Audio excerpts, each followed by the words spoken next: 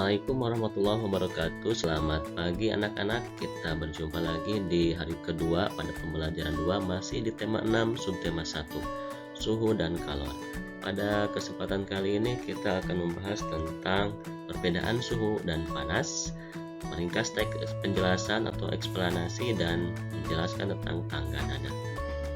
Baiklah, untuk lebih jelasnya kita langsung ke penjelasan.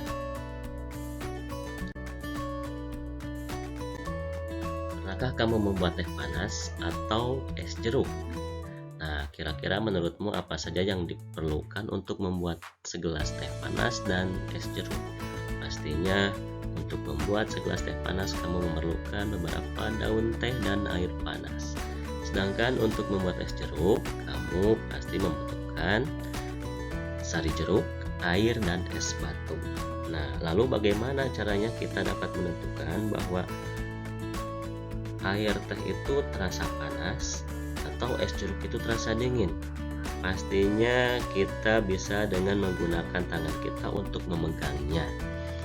Ketika kita pegang, maka teh panas itu akan terasa panas, dan es jeruk itu akan terasa jeruk ketika diraba oleh tangan kita. Betulkah seperti itu? Ya.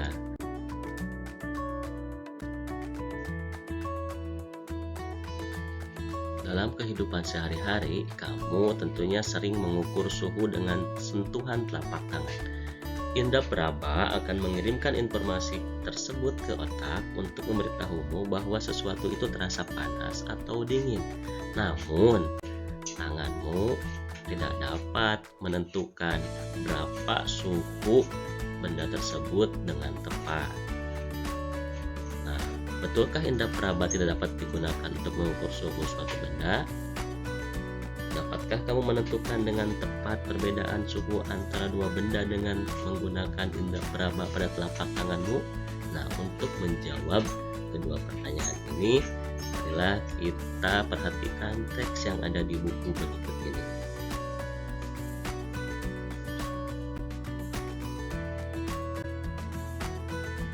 Di buku ada teks berupa teks eksplanasi. Teks eksplanasi itu merupakan teks yang berisi penjelasan tentang berbagai peristiwa yang terjadi di sekitar kita. Pada kali ini, teksnya berjudul Perbedaan Suhu dan Panas. Indra peraba seperti telapak tangan tidak dapat menentukan secara tepat derajat panas dan dingin suatu benda. Tangan hanya dapat memperkirakan panas dan dingin suatu benda. Tangan tidak dapat menjelaskan berapa nilai derajat panas atau dinginnya suatu benda. Pernahkah kamu pergi berkemah ke pegunungan? Ketika malam hari, saat kamu berkemah di daerah pegunungan, kamu akan merasakan bahwa cuaca di sekitarmu terasa dingin, sehingga kamu memerlukan jaket tebal untuk menghangatkan tubuhmu.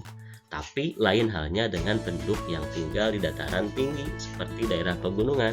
Mereka tidak terlalu merasakan hawa dingin tersebut karena mereka sudah terbiasa dengan hawa dingin di pegunungan.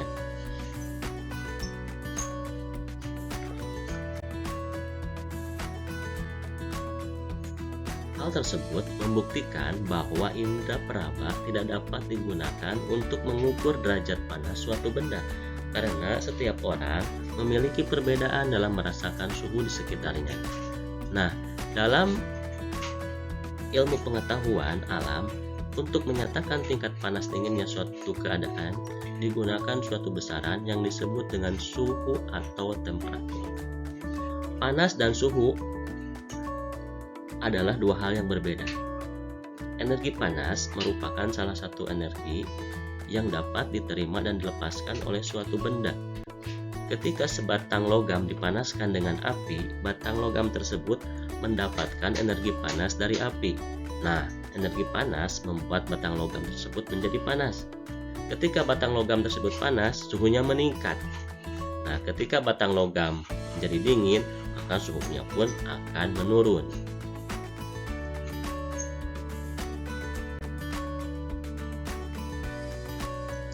Suhu adalah besaran yang menyatakan derajat panas suatu benda. Suhu suatu benda menunjukkan tingkat energi panas benda tersebut. Satuan suhu yang digunakan di Indonesia adalah derajat Celcius. Dan alat untuk mengukur suhu disebut termometer. Nah, di sini ada gambar beberapa macam termometer. Ada termometer merkuri yang isinya diisi dengan merkuri. Ada termometer digital. Ini biasanya digunakan untuk mengukur suhu badan. Ada termometer telinga digital. Nah, ini juga digunakan untuk mengukur suhu badan sama, namun bedanya ini biasanya dimasukkan ke dalam mulut, kalau ini dimasukkan ke dalam telinga. Dan ada termometer empeng digital, ini juga sama untuk mengukur suhu, tapi ini bedanya dengan cara dimasukkan ke dalam mulut. Nah, ada satu lagi termometer yang sekarang lagi populer, yaitu termometer dahi atau yang biasanya ditembakkan di dahi. Ini untuk mengukur suhu tubuh juga sama, tapi ini biasanya juga bisa digunakan untuk mengukur ruangan.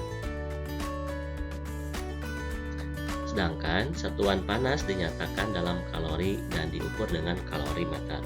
Nah, bedanya seperti ini merupakan kalorimeter.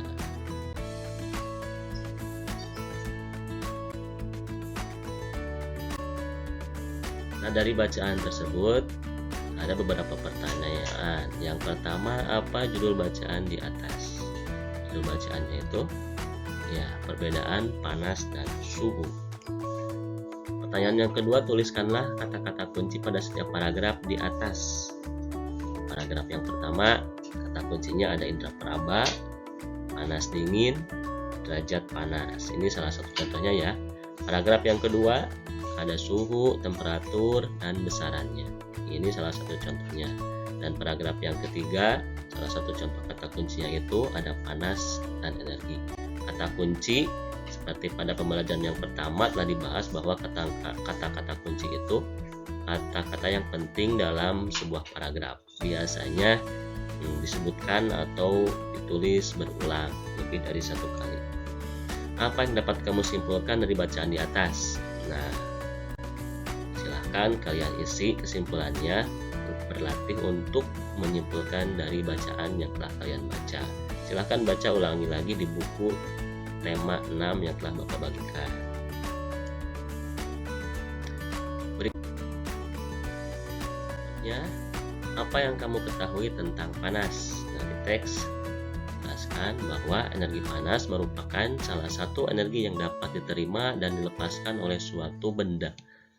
Yang kedua, apa yang dimaksud dengan suhu atau temperatur? Nah, suhu adalah besaran yang menyatakan derajat panas suatu benda.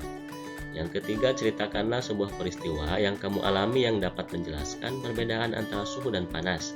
Seperti contoh nih, saat kita berada di dekat api unggun, badan kita terasa hangat. Hangatnya badan kita itu karena adanya perpindahan panas dari api unggun ke tubuh kita. Nah, panas dari api unggun menyebabkan suhu tubuh kita naik. Itu salah satu contohnya. Nah, di sini ada perbedaan panas dan suhu. Panas ini adalah suatu bentuk energi, sedangkan suhu adalah besaran. Panas dapat diukur menggunakan kalorimeter, sedangkan suhu dapat diukur menggunakan termometer. Satuan panas adalah kalori, sedangkan satuan suhu adalah derajat Celcius, ada juga reaumur, ada Fahrenheit dan juga ada Kelvin. Panas dapat berpindah dari satu benda ke benda lain, seperti contoh tadi api unggun berpindah panasnya ke tubuh kita jadi hangat. Sedangkan suhu tidak bisa berpindah, namun bisa naik dan turun. Nah, tadi contoh api unggun tentu beda suhunya dengan tubuh kita, meskipun panas yang berpindah ke tubuh kita, tapi suhunya beda. Suhu api unggun tentu lebih tinggi daripada suhu kita. Itu perbedaan panas dan suhu.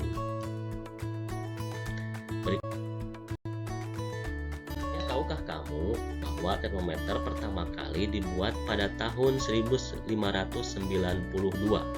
oleh seorang ilmuwan Itali bernama Galileo. Nah, ini Galileo ya. Nah, ini Galileo gambarnya.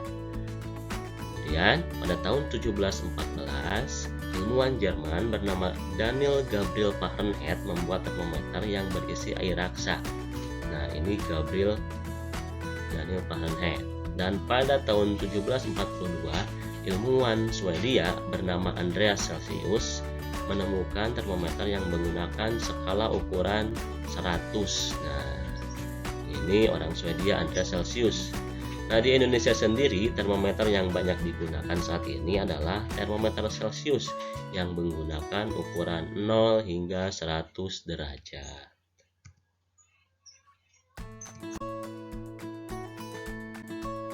Nah, pada awalnya termometer menggunakan air untuk mengukur suhu benda, seperti yang dilakukan Galileo Galilei.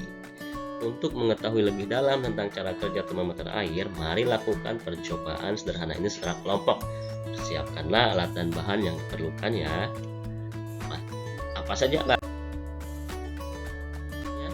dan bahan yang diperlukan? Yang pertama air, pewarna makanan, botol kecil, sedotan bening, lilin mainan, plastisin atau tanah liat, dan juga kain hangat. Nah, cara kerjanya adalah pertama-tama tuang sedikit air yang telah diberi beberapa tetes pewarna makanan ke dalam botol. Kemudian tandai batas atas permukaan air dalam botol dengan menggunakan spidol. Nah, yang ketiga, selanjutnya masukkan sedotan sehingga menyentuh permukaan air dalam botol. Jadi sampai bawah ya, sampai dasar botol. Kemudian setelah itu tutup dengan rapat sekeliling ujung lubang leher botol dengan plastisin atau tanah liat sehingga tidak ada udara yang bisa masuk ke dalam botol. Nah, jadi lubang botolnya itu ditutup, tapi kalau sedotannya tidak usah ditutup. Selanjutnya, tempelkan kain hangat pada botol dan perhatikan baik-baik. Tandai dengan spidol batas permukaan air di dalam botol setelah botol ditempelkan kain hangat. Nah, percobaan ini jika berhasil maka air yang ada di dalam botol itu akan naik masuk ke dalam sedotan. Pertanyaannya, mengapa air di dalam botol dapat naik? Tentunya air dalam botol itu memuai karena menerima panas dari kain hangat sehingga air dalam botol naik ke dalam sedotan. Pertanyaan yang kedua, adakah peristiwa perpindahan panas pada percobaan tersebut? Tentu ada. Di antaranya perpindahan panas yang terjadi yaitu dari kain hangat ke dalam botol. Jadi, sehingga membuat air dalam botol menjadi naik.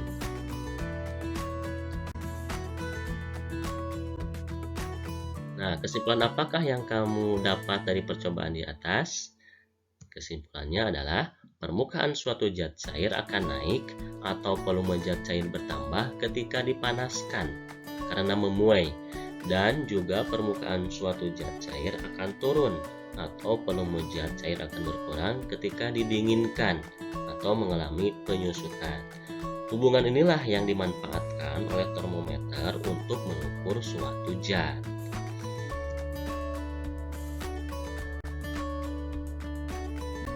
Selanjutnya, tahukah kamu tentang gamelan? Gamelan adalah sekumpulan alat musik tradisional. Setiap alat musik yang ada pada gamelan menghasilkan bunyi yang berbeda. Beberapa alat musik seperti gong dan bonang terbuat dari logam. Nah, dalam pembuatannya, gong dan bonang harus dibentuk dengan cara dipanaskan, sehingga besi atau bahan yang digunakan untuk membuat gong dan bonang itu mencair dan mudah untuk dibentuk. Gamelan digunakan untuk mengiringi beberapa lagu daerah yang dimainkan dalam tangga nada sederhana. Nah, tahukah kamu apa yang dimaksud dengan tangga nada?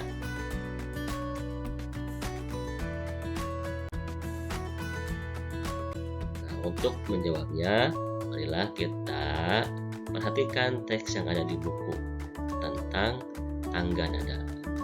Tangga nada adalah urutan nada yang disusun secara berurutan. Misalnya do, re, mi, fa, sol, la, si, do. Nah, ada banyak jenis tangga nada, di antaranya adalah tangga nada diatonis dan juga pentatonis.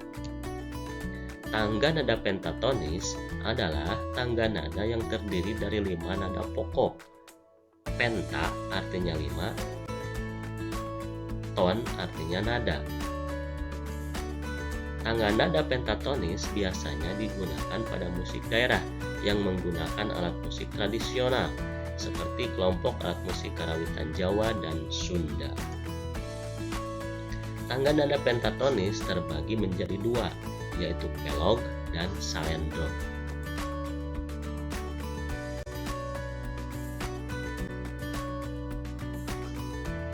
Tangga nada pelog biasanya menggunakan susunan nada yang berbunyi seperti nada-nada do, mi, fa, sol, si.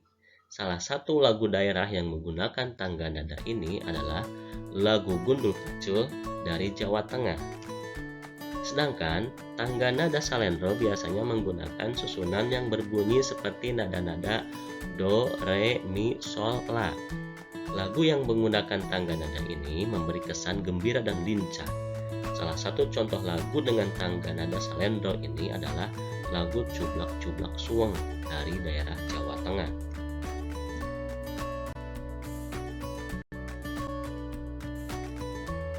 Tangga nada diatonis adalah tangga nada yang mempunyai 2 jarak nada, yaitu 1,5. Beberapa alat musik seperti piano dan organ memiliki sistem tangga nada diatonis. Pada sistem tangga nada diatonis, dalam satu rangkaian nada terdapat 7 nada pokok, yaitu do, re, mi, fa, sol tadi. Tapi nada ke-8 yaitu do merupakan pengulangan nada yang pertama. Nah, itu tangga nada diatonis dan juga pentatonis. Jadi kalau tangga nada pentatonis itu tangga nadanya ada 5 nada pokok, sedangkan kalau tangga nada diatonis itu memiliki 7 nada pokok. Itu perbedaan antara tangga nada diatonis dan juga tangga nada pentatonis.